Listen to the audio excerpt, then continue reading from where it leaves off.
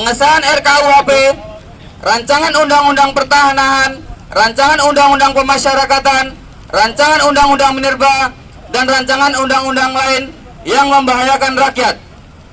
Semuanya itu demi kelancaran investasi. Perlawanan gerakan rakyat terjadi secara masif, dilakukan oleh mahasiswa, pelajar, kaum buruh, kaum tani, dan kelompok gerakan rakyat lainnya dalam gerakan reformasi di korupsi, sehingga beberapa undang-undang gagal disahkan oleh DPR RI.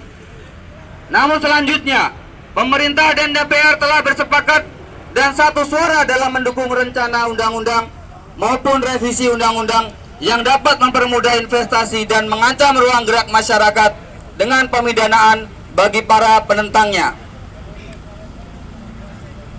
Terkait dengan situasi demokrasi di Indonesia, sebagaimana tugas dan kewajiban negara adalah untuk menjamin, melindungi, dan menghormati nilai-nilai hak asasi manusia. Rakyat melakukan kritik, protes, unjuk rasa, demonstrasi pada dasarnya adalah bagian dari ekspresi dan sekaligus kontrol terhadap negara. Namun, kualitas situasi demokrasi di negara kita semakin memburuk. Rakyat marah atas kebijakan pemerintah dan DPR yang anti terhadap rakyat. Namun, pemerintah melalui aparatnya menanggapi aksi-aksi unjuk rasa tersebut dengan cara berlebihan. Oligarki yang menguasai kekuasaan menjadi aktor hancurnya demokrasi dan tergerusnya cita-cita reformasi demi kekuasaan, kekayaan, dan keuntungan. Maka untuk itulah Undang-Undang Omnibus Law Cipta Kerja yang sengaja didesain untuk kepentingan investasi, yaitu sebagai karpet merah bagi para oligarki.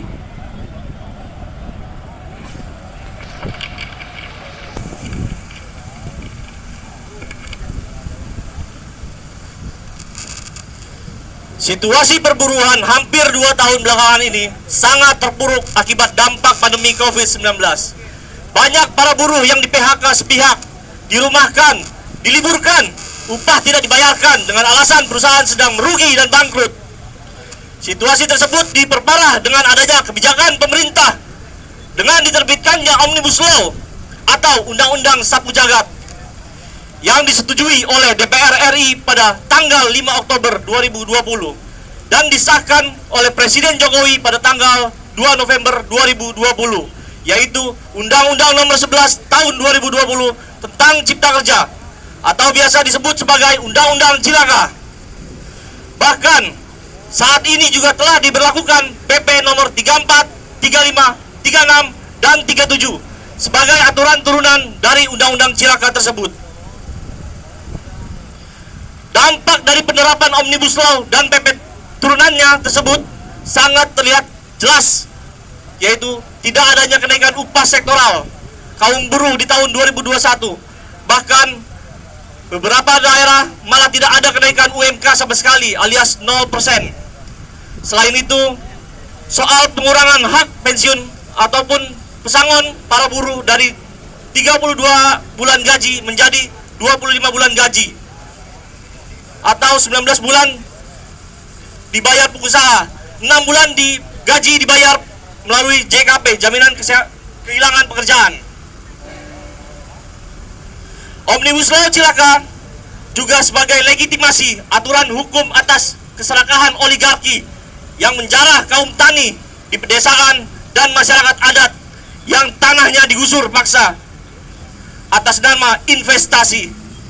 Maraknya kasus-kasus pelanggaran HAM dan minimnya perlindungan dan pengelolaan lingkungan hidup karena pelanggaran AMDAL.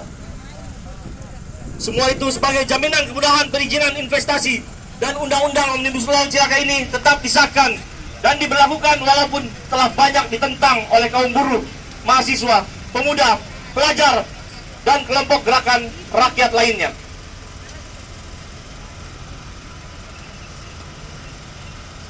Oleh karena itu, Konfederasi Kasbi bersama Gerakan Buruh Jakarta dan rakyat kembali melakukan aksi nasional juga serta bersama gerakan buruh yang ada di daerah-daerah secara serentak sekaligus sebagai hari aksi internasional dalam rangka peringatan Hari Jadi WFTU ke-76 pada tanggal 3 Oktober 2021, bahwa dalam aksi nasional tersebut Konfederasi Kasbi bersama serikat buruh di seluruh dunia mengusung tuntutan: 1. Pelayanan kesehatan umum gratis bagi semua kalangan. 2.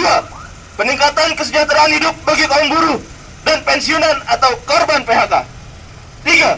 Kebebasan berserikat dan menyampaikan pendapat secara demokrasi. 4. Hancurkan rasisme dan segala bentuk diskriminasi. 5. Perlindungan terhadap lingkungan hidup. 6. Solidaritas kaum buruh. 7.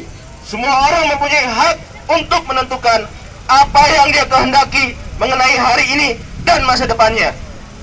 Hidup yang bermartabat, harapan terletak pada perjuangan kita. Selain itu, Konfederasi Kasbi juga menuntut kepada pemerintah Indonesia untuk cabut Omnibus Law dan seluruh PP turunannya, PP nomor 34, nomor 35, nomor 36, dan nomor 37. Tolak penghapusan upah sektoral, berlakukan kembali upah sektoral kaum buruh seperti semula dan berlakukan kenaikan UMK 2022 sebesar 15%. Stop PHK sepihak, stop union busting, berikan jaminan kepastian kerja dan kebebasan berserikat. Stop kriminalisasi dan penangkapan aktivis, bebaskan seluruh aktivis gerakan rakyat yang ditangkap dan dikriminalisasi. Berikan bersamaan hak dan perlindungan bagi pekerja rumah tangga dan seluruh buruh migran. Sahkan RUU PPRT. Angkat seluruh penyuluh KB atau PLKB dan penyuluh perikanan APPBI menjadi pegawai ASN. Berikan gaji dan hak-haknya sesuai ketentuan. Jamin dan lindungi kaum buruh di sektor industri, pariwisata, perhotelan, perkebunan, pertambangan, perikanan, kelautan, konstruksi, transportasi, driver online, dan ojol. Berikan vaksin gratis secara menyeluruh untuk kaum buruh dan rakyat Indonesia. Usut tuntas kasus korupsi BPJS Tenagakerjaan dan korupsi bansos pandemi COVID-19. Tolak pemberangusan pegawai KPK, pekerjakan kembali 58 orang pegawai KPK seperti semula tanpa syarat. Konfederasi Kasbi juga mengusung program perjuangan 10 tuntutan rakyat pekerja atau 10 Tura Kasbi dan menyerukan aksi-aksi perjuangan sebagai jalan perlawanan rakyat atas kebijakan penguasaan yang berpihak pada kaum 1% oligarki. Demikian pernyataan sikap ini kami sampaikan untuk mendapatkan dukungan solidaritas perjuangan dari kaum buruh, tani, mahasiswa, pemuda, pelajar miskin kota, nelayan, pegawai bantu dan honorer, tukang ojol, sopir, pelaut, pekerja perikanan, perempuan, bahkan aparat kepolisian yang masih mempunyai anak-anaknya, agar kedepannya gelora perjuangan mampu kita bangkitkan kembali dan menjadi persatuan kekuatan politik alternatif sampai tercapainya kemenangan rakyat sejati, yaitu terwujudnya keadilan sosial bagi seluruh rakyat Indonesia. Berkuat persatuan, rebut kedaulatan rakyat. Hidup buruh! Jakarta, 14 Oktober 2021. Hidup rakyat! Hidup rakyat!